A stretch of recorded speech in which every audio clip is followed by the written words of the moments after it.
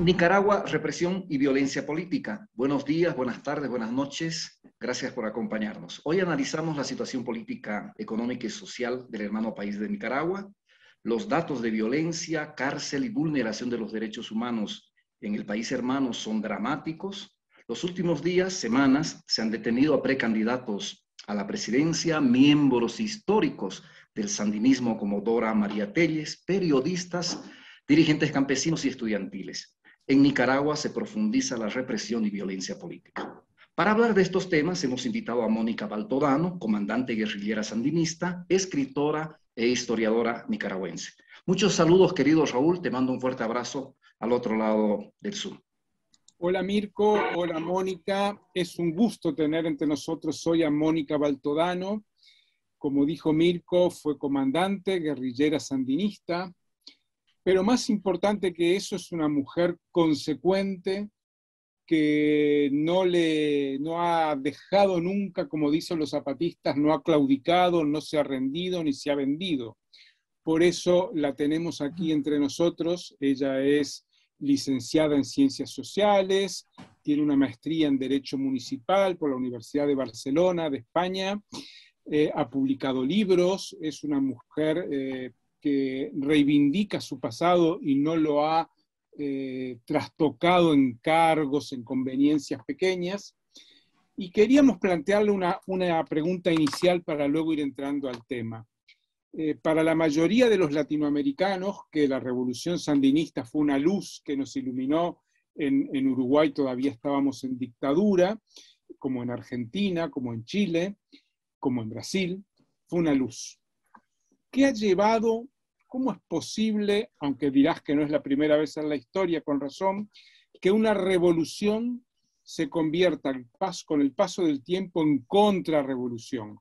Que la luz de libertad, de mundo nuevo, se haya convertido en un mero y vulgar autoritarismo para conservar al poder. ¿Cómo lo ves tú, Mónica? Bueno, muchas gracias en primer lugar a Mirko y a Raúl por esta extraordinaria oportunidad que me dan de poder explicar la situación de Nicaragua, en particular para la audiencia de ustedes, que es para nosotros muy importante, porque es la que comparte y por así decirlo, sigue fiel a la convicción de que otro mundo es posible, y no solo posible, sino necesario, ¿verdad? Porque las realidades que estamos viviendo en el mundo, la desigualdad, el hecho de que el mundo con los niveles de desarrollo tecnológico y los avances en las comunicaciones, siga siendo un mundo tan desigual, un mundo con tanta miseria, con tanta pobreza, pues nos obliga a mantener vigente la utopía de otro mundo distinto, más igualitario, y como dicen los zapatistas, un mundo donde quepan todos los mundos, ¿verdad? Porque estamos viviendo tiempos de reconocimiento de que somos distintos, somos habitados por distintas culturas, por distintas historias, en fin. Para mí es un honor estar aquí con ustedes esta mañana. Yo quiero decirte de que a nosotros nos duele mucho el alma hablar efectivamente de una revolución que despertó no solo la solidaridad latinoamericana, sino mundial, y fue una esperanza y un faro de luz en medio de una situación en la que todavía prevalecían muchas dictaduras. Y porque fue la decisión de un pueblo, la Revolución Popular Sandinista no fue posible porque un grupo de guerrilleros se alzaron con las armas en la mano y se plantaron frente a una dictadura que era sostenida fundamentalmente por el respaldo de los Estados Unidos, pero también por la fuerza militar, sino que porque el pueblo participó.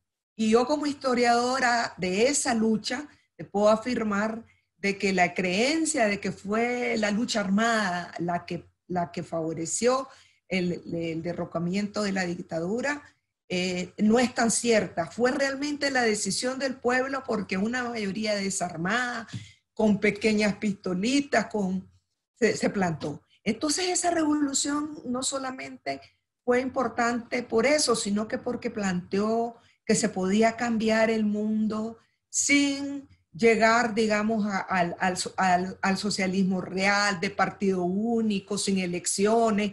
Hablábamos de que se iban a respetar ciertos, digamos, elementos de la cultura predominante, por ejemplo, el tema electoral. Y yo te puedo decir que la razón por la que nosotros hay varias razones, es muy complejo el proceso por el cual llegamos hasta el hoy, ¿verdad? Pero dentro de los factores que yo he identificado, uno en primer lugar, de que el neoliberalismo que se desplegó inmediatamente después de la revolución terminó también por permear las bases de esa fuerza que había sido otrora una fuerza progresista, revolucionaria, y muchos de los que se involucraron en la lucha terminaron convirtiéndose en simples capitalistas cuyos intereses se identificaron inmediatamente con los intereses del capital tradicional, de las oligarquías tradicionales, y que terminaron por defender el modelo y el esquema que supuestamente se había combatido y que aún y retóricamente del cual se sigue hablando, porque esa es una cosa terrible que ocurre en Nicaragua. La distopía entre lo que se dice y lo que se hace, ¿verdad? Aquí prevalece un relato que es totalmente distinto a la acción que se practica. Entonces, yo te podría decir, el régimen se montó sobre intereses de carácter material, la ganancia, las vidas fáciles, el conseguir mejoras para la familia y los grupos allegados, y se terminó pues de convertir en una parte más de esos grupos oligárquicos a los que habíamos combatido y que habíamos dicho que íbamos a construir una sociedad diferente. Y por otro lado, el autoritarismo, que no tiene su raíz exclusivamente en un poco lo que mencionaba Luis Carrillo, en que veníamos de una cultura de partido único o influidos, digamos, por el socialismo real, en la Unión Soviética, las historias contadas por los estalinistas, ¿no? A través de sus libros, sino porque nuestro país, al igual que muchos países latinoamericanos, hemos sido víctimas o hemos venido de una cultura de caudillismo, de caporales, que es anterior a la existencia de las teorías leninistas o de las teorías del partido único. Es decir, aquí hay una cultura de caudillismo que en el caso de Nicaragua se viene reflejando en sucesivas dictaduras de las cuales fuimos víctimas, una de las cuales combatimos, ¿verdad? Y ahora se termina por reproducir a través del régimen de Ortega y Murillo.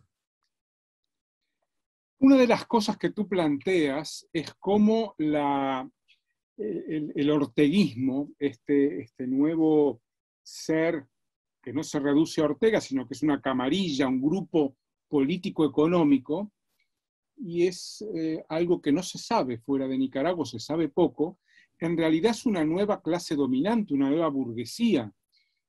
Uno se pone a investigar y encuentra que Ortega, Murillo, son dueños de una enorme fortuna, aparentemente de miles de millones de dólares, porque se apropiaron, entre muchas otras cosas, desde la piñata de cuando se pierden las elecciones, pero ya más recientemente de la ayuda de Venezuela a través del petróleo, se apropiaron de ella y crearon una cantidad enorme de empresas en las cuales muchos de los dueños o de los que figuran en la dirección son sus 8 hijos, que son parte de un clan bueno, hay una hija exiliada en Costa Rica, que Soy la América, pero porque denunció a Ortega como violador, pero hay todo un nepotismo en el cual los hijos de Rosario Murillo y Daniel Ortega controlan resortes fundamentales del poder.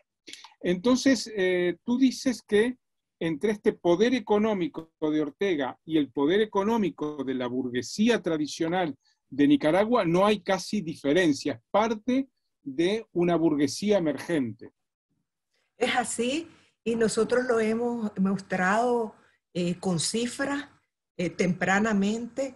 La cooperación venezolana llegó a ser de 500 millones de dólares anuales.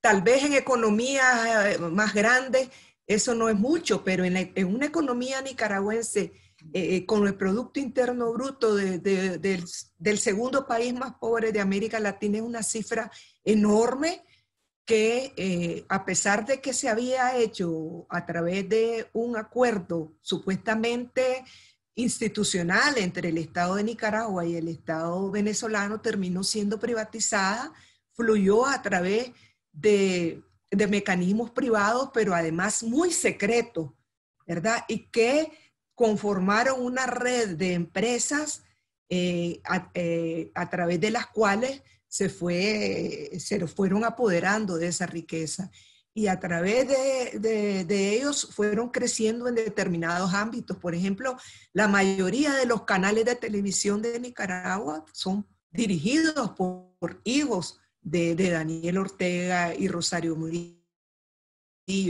pero comprando hoteles, hoteles 5 estrellas, terminaron apropiándose o invirtiendo en algunos rubros de gran importancia en el país, como por ejemplo el rubro energético. Entonces, a través de testaferros o a través de prestanombres, forman parte de una gran cadena de empresas que no solamente les permitieron utilizar o usufructuar más de 4.000 millones en las estimaciones que se han hecho de la cooperación venezolana, que se han apropiado de 4.000 millones de dólares, pero sí también de inversiones, entre las cuales incluso está, por ejemplo, la distribución de energía. La distribución de energía de la que yo hablaba, que se había favorecido a la transnacional Unión Fenosa en aquellos primeros años, pero ahora la distribución de energía, después de que fue de Unión Fenosa la vendió y después los dueños se la vendieron a Nicaragua, pero hasta el día de hoy no se sabe exactamente cuál es la razón social dueña de todo el sistema de distribución de energía del país. Y lo que se dice es que pertenece a los Ortega Murillo. Entonces, ellos han utilizado el Estado, al igual que hizo Somoza, para enriquecerse, enriquecer a la familia y enriquecer a un grupo de allegados que forman la nueva burguesía sandinista, ¿verdad? Y eso está evidente a través de las formas de vida y a través del enriquecimiento de la gente más allegada. Te voy a poner un ejemplo. El presidente del Consejo Supremo Electoral, que le favoreció todos los fraudes electorales desde el año 2008, que se hicieron elecciones municipales, es un millonario con propiedades en España, con propiedades en Costa Rica, con yates, con avión particular, ¿verdad? Es sancionado por los Estados Unidos, pero está ahí en la clandestinidad, vive en Nicaragua, pero es dueño de todos esos bienes, ¿verdad? Entonces, esos son enriquecidos al amparo de la dictadura Ortega Murillo. También eso explica, Mónica, el hecho de que tengan sus capitales en Nicaragua, que no puedan exiliarse como otros dictadores, ¿verdad? Que si se van, pierden todo. Y además hay una contradicción, la izquierda latinoamericana está en un problema, porque evidentemente Ortega y Murillo hablan contra el imperialismo, como tú decías hoy, pero son millonarios a costa del pueblo. Y la izquierda se queda con ese discurso aparentemente antiimperialista, pero han pactado con la derecha, con los Estados Unidos, como bien sabemos. Pero hay otro fenómeno que tú apuntas cuando citas a Carrión, y es que en la historia de Nicaragua predominaron las dictaduras, estas dictaduras caribeñas, bananeras, típicamente, ¿verdad?, de las que fue parte el clan Somoza, y tú una vez me dijiste, y yo me quedé pensándolo, la represión hoy no tiene nada que envidiarle y a veces es peor que la represión de Somoza. Entonces hay una continuidad en la tradición autoritaria del régimen actual respecto a la historia de Nicaragua. Sí, y esta represión que ha sido muy conocida a partir de la sublevación del 2018, viene de mucho antes, ¿verdad?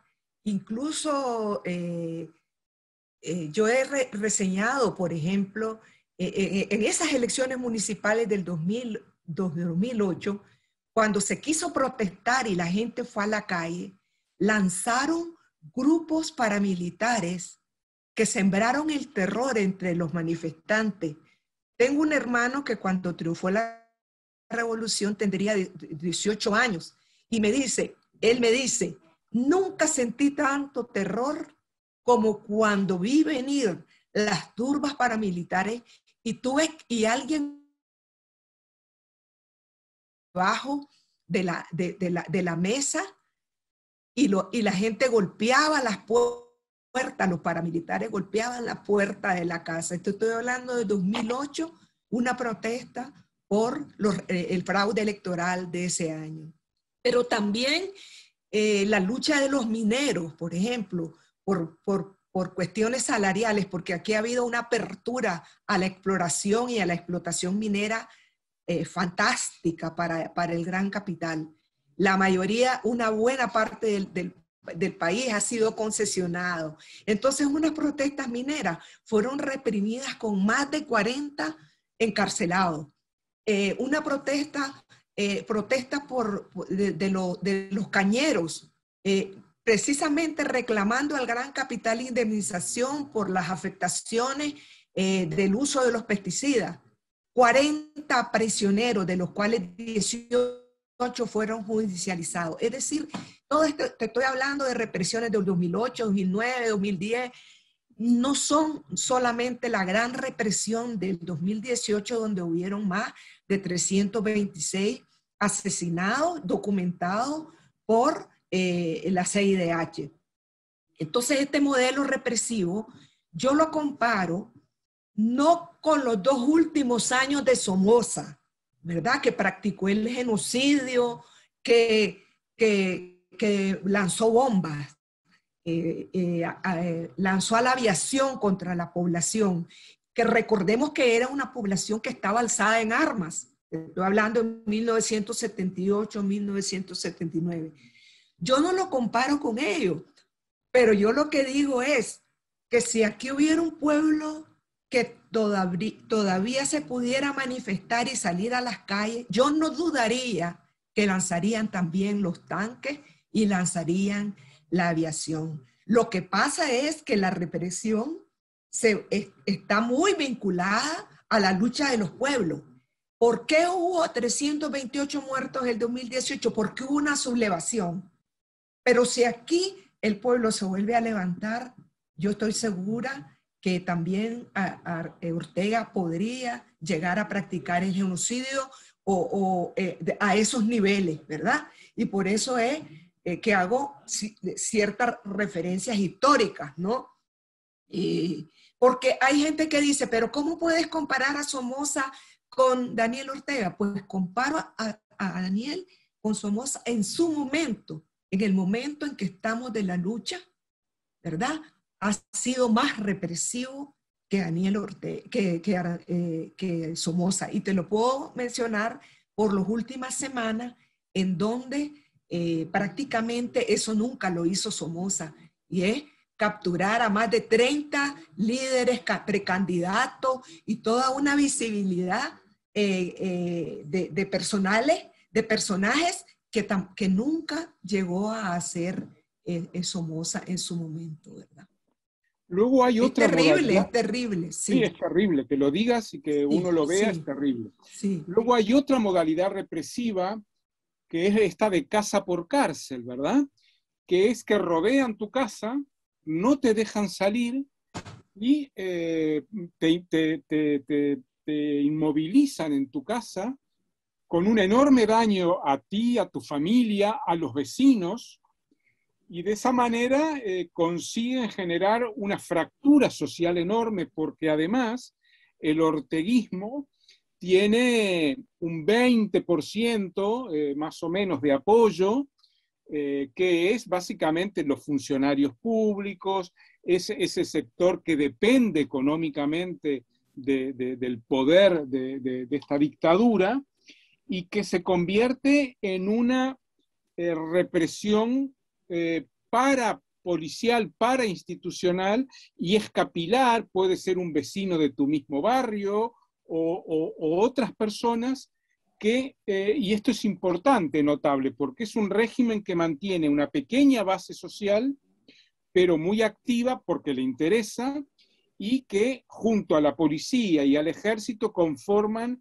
un panorama represivo enormemente eficaz de aislamiento, de atemorización, de bandas paramilitares, parapoliciales, y bueno, eso no lo estamos viendo solo en Nicaragua, lo vemos en muchos países del mundo, en la cual tienen estos regímenes una capacidad de sostenerse casi indefinida, pero sobre la base de un terror sobre la mayoría de la población, y en particular sobre los jóvenes rebeldes, ¿verdad?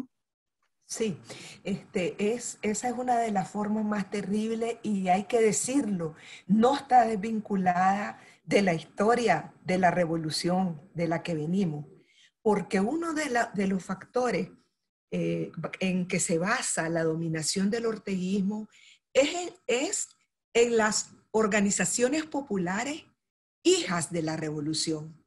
Es decir, él se apropió a través de las conducciones corruptas del sindicalismo, de las organizaciones populares territoriales, incluso de algunas organizaciones de mujeres, pero en menor medida. Por eso es que el movimiento feminista ha sido uno de los más luchadores en esta época. Pero se apropió de las organizaciones campesinas. Entonces, todo ese tendido que proliferó con la revolución fue usufructuado y sigue siendo usufructuado por Daniel Ortega. Y a la misma vez, todo esfuerzo de organización social y movimientos populares independientes es reprimido de forma brutal. De manera que el único movimiento que había logrado sobrevivir en estos años era un movimiento campesino que emergió frente a una gran concesión canalera y que implicaba que más de 200.000 familias iban a ser afectadas por la supuesta construcción de un canal interoceánico. Entonces, ¿qué pasa? Que ese 20% es el que está articulado en lo que alguna vez fue el Frente Sandinista. Pero fíjate, en el que se han sumado sectores de la contrarrevolución, de sectores ultraderechistas, gente que era ultraderechista y vinculada a las iglesias evangélicas, están articulados en lo que llamo el orteguismo. Por eso yo no le llamo sandinismo, porque ahí hay de todo, es una mezcolanza. Pero efectivamente el método que están utilizando en el territorio es brutal. Es el territorio del hostigamiento. Mira, te pintan las casas con la palabra plomo, ¿verdad? Que significa patria libre o morir, pero que también es plomo, que significa balazo, muerte. Te rodean la casa. Mira, los líderes que fueron capturados ahorita, la mayoría andaban permanentemente con una patrulla, y si querían salir de la ciudad, eran impedidos de salir de la ciudad. Te rodean la casa y hacen una especie de red con los vecinos para que te denuncien, y muchos de los vecinos te denuncian más por miedo que porque estén de acuerdo. Entonces la situación de persecución, como vos decís, que genera una fractura social brutal, es cotidiana, porque desde el 2018 es absolutamente prohibido realizar cualquier tipo de manifestación. Y cuando te digo cualquier tipo de manifestación, me refiero a que una persona puede salir a una calle con una bandera azul y blanca y caminar por la calle una persona, y esa persona es detenida.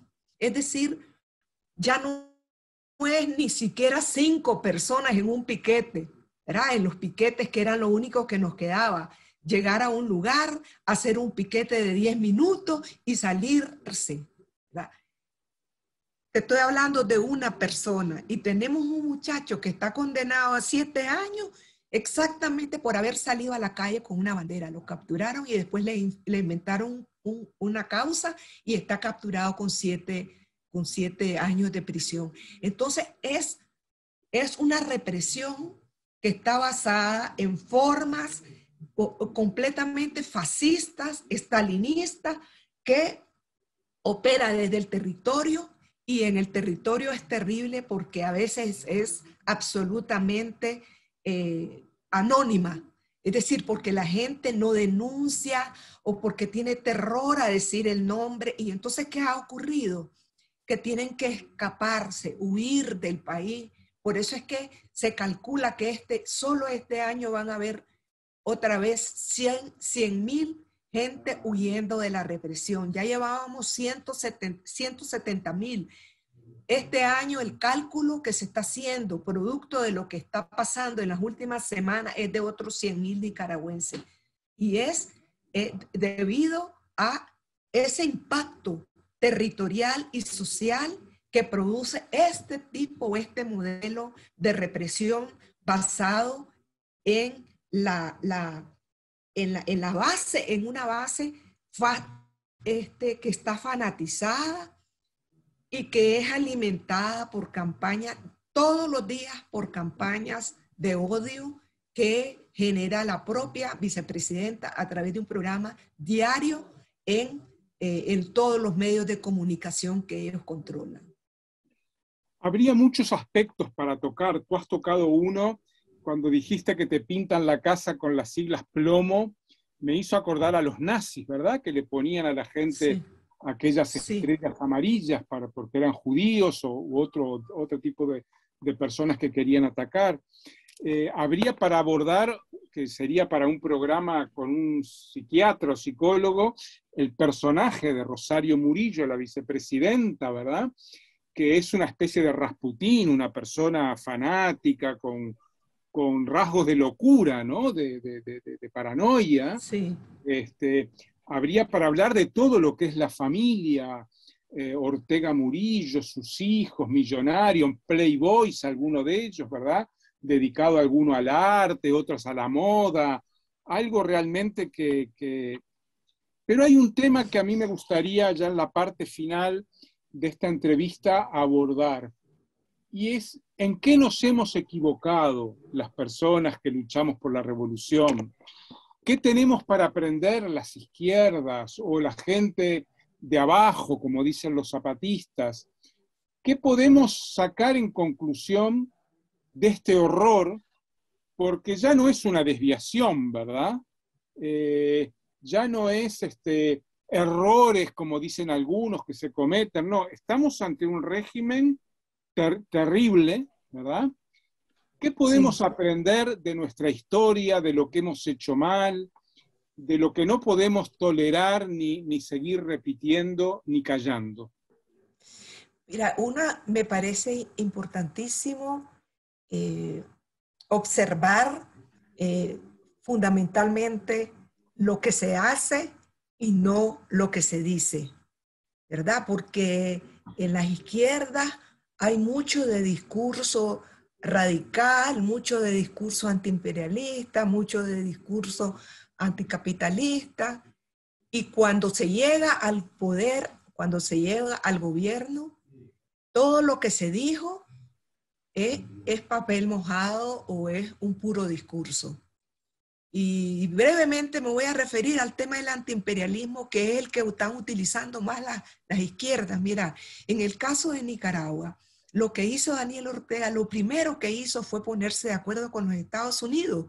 Habían temas clave como para los gringos, como era el tema de la propiedad, a través de la devolución de las propiedades a los gringos nuevos que se habían nacionalizado, ¿verdad? Como norteamericanos, y a los gringos viejos, y eso lo resolvió Daniel Ortega de inmediato, y de inmediato se puso de acuerdo en construir un muro frente a la migración. El muro más importante en América Central frente a la migración es el construido por Daniel Ortega, no permitía pasar a nadie, y ese era un acuerdo con los Estados Unidos. Y lo principal es el acuerdo de favorecer todo lo que era el libre mercado. Eso totalmente lo aceptó Daniel Ortega. Entonces, ¿de qué antiimperialismo hablamos? ¿Verdad? Entonces, pero él se maneja como el gran antiimperialista, y para las izquierdas más recalcitrantes de América Latina está, digamos, contribuyendo a esa lucha contrahegemónica de los gringos, ¿verdad? Entonces, esa es una cosa. Segundo, me parece a mí que los cambios no se hacen desde el Estado, ¿verdad? El Estado es una herramienta a la que hay que impactar y en la cual hay que hacer muy grandes modificaciones, pero la verdad es que los verdaderos cambios se construyen desde el pueblo, desde abajo, desde las comunidades, desde las transformaciones que cotidianamente puede realizar la gente y con la gente, ¿verdad? Es decir, cuando se cree que desde arriba hay unos iluminados que son los que van a conducir esas transformaciones y que los otros lo que tienen que hacer es seguirlo y cumplir sus orientaciones, ya ahí vamos mal, ¿verdad? Porque en realidad, la realidad muestra, no solo en el caso de Nicaragua, sino en otras realidades, de que los grandes líderes, una vez que llegan al poder, empiezan a enamorarse de los privilegios que este trae, y se pierde la vigilancia popular sobre las vidas y sobre esos privilegios que se convierten en mecanismos de separación radical entre el discurso y la práctica. Yo creo también que los partidos políticos son unas instituciones anacrónicas que hay que revisar de fondo. El mecanismo de disputa de los poderes a partir de partidos políticos que después ellos mismos se reparten, se ponen de acuerdo y se reparten sus roles, también es un punto en discusión, ¿verdad? Y por otro, creo yo que es clave el tema de la formación abajo, de la discusión abajo, y que esas son herramientas que no se pueden abandonar si realmente uno quiere. Y el otro tema que me parece clave a mí es que en los modelos, los modelos impuestos de atractivismo, de apropiación de las riquezas básicas, de los recursos minerales, del bosque, etcétera, están como calcados en todos estos gobiernos que se han dicho progresistas, que se han dicho de izquierda, ¿verdad? Ellos siguieron reproduciendo el modelo de extractivismo y de favorecimiento de algunos grupos en esos enriquecimientos, y no hubieron realmente cambios sustantivos para la gente. Están acompañados los paquetes de carácter social que se han implementado en muchos países, también los han implementado, los implementó aquí en Nicaragua el gobierno conservador de Enrique Bolaño.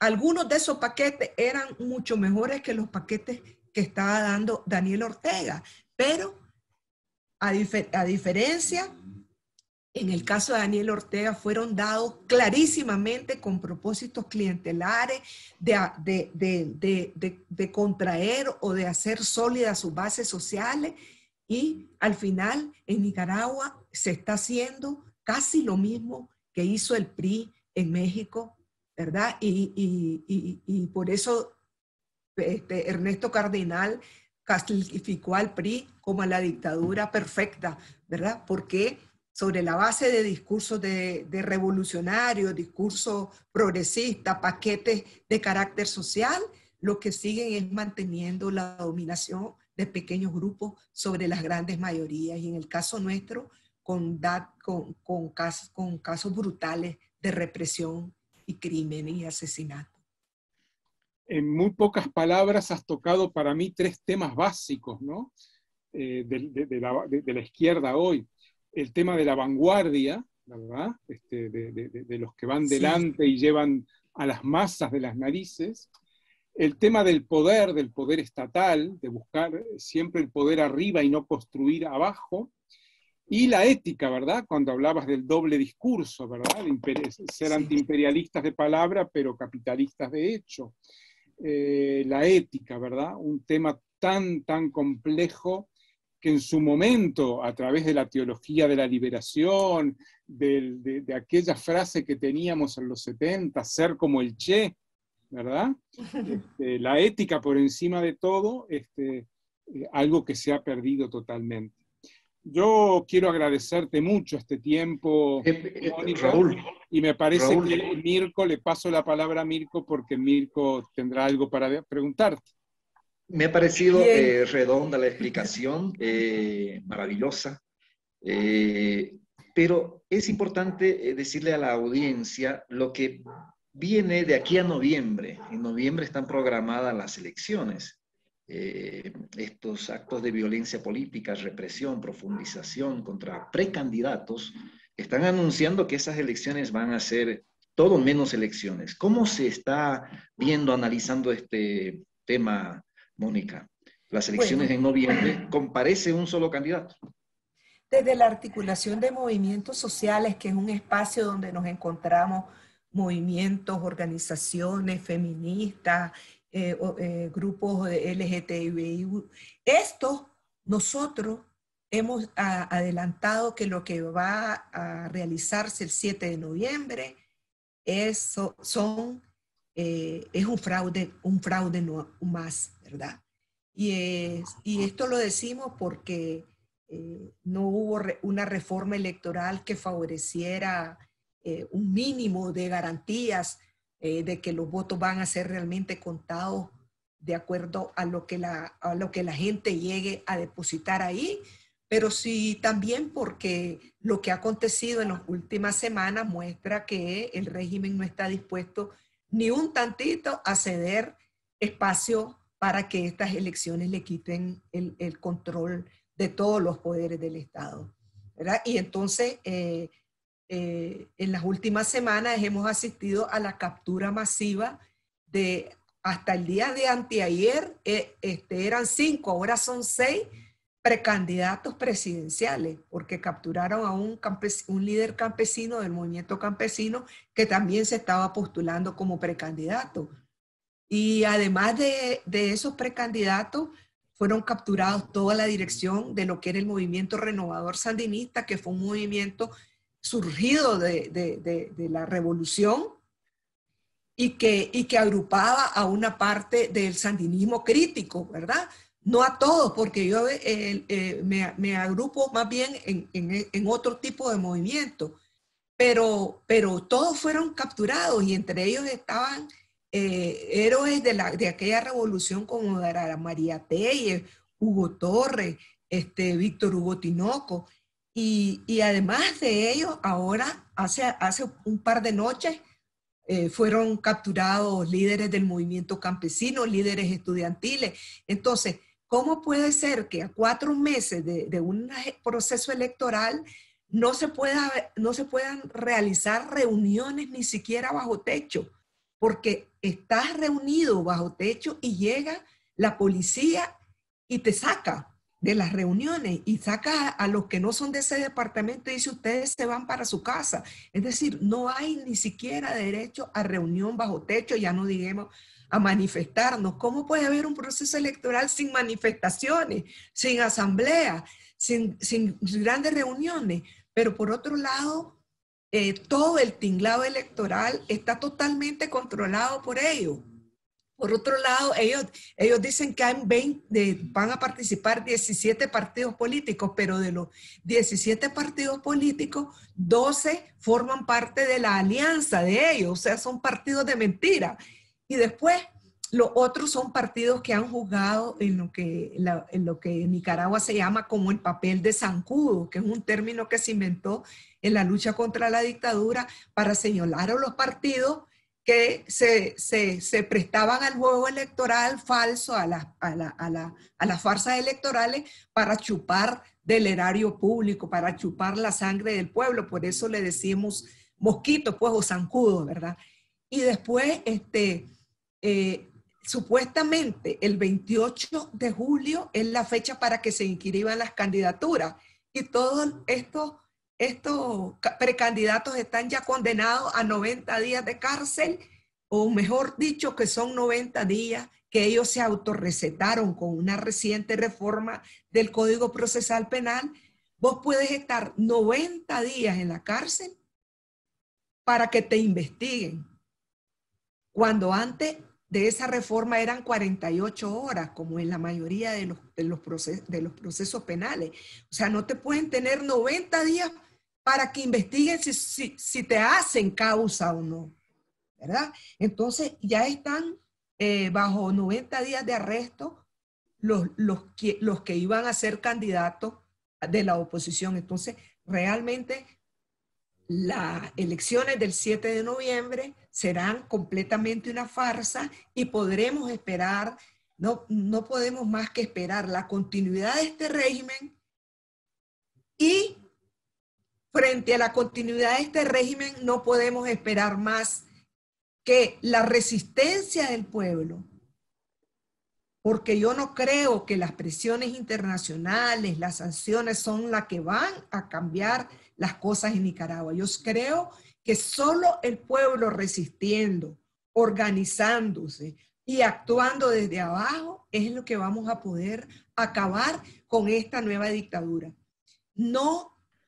La gente no quiere guerra, no quiere otra vez lucha armada, porque ya viene de muchas luchas armadas con más de 100,000 muertos en las dos luchas anteriores. Entonces, ahora lo que quiere la gente es probar si es posible con lucha pacífica, pero con resistencia activa, ¿verdad? Y eso es lo que se está organizando desde abajo ahora, clandestinamente, porque cualquier movimiento es sujeto y objeto de la represión, ¿verdad? Entonces, ese es lo que se viene acá en Nicaragua. Nosotros, por ejemplo, yo no estoy haciendo vida legal, estoy clandestina, es decir, recurriendo a mi experiencia, escondiéndote, ¿verdad? En casas. No, hay gente que dice hay que salir del país, pero nosotros creemos que hay que permanecer en el país y seguir en la lucha por articular y juntar las resistencias de tantos sectores que no queremos más dictadura. Bueno, muchas gracias, Mónica. Ha sido, como siempre, un placer escucharte y admirar tu firmeza, tu coraje y tu voluntad de seguir adelante, pese a quien pese y pase lo que pase. Muchas gracias a Raúl y muchas gracias a ustedes por este espacio que nos han dado. Un honor, Mónica. Muchas gracias. Bien. Gracias, Raúl.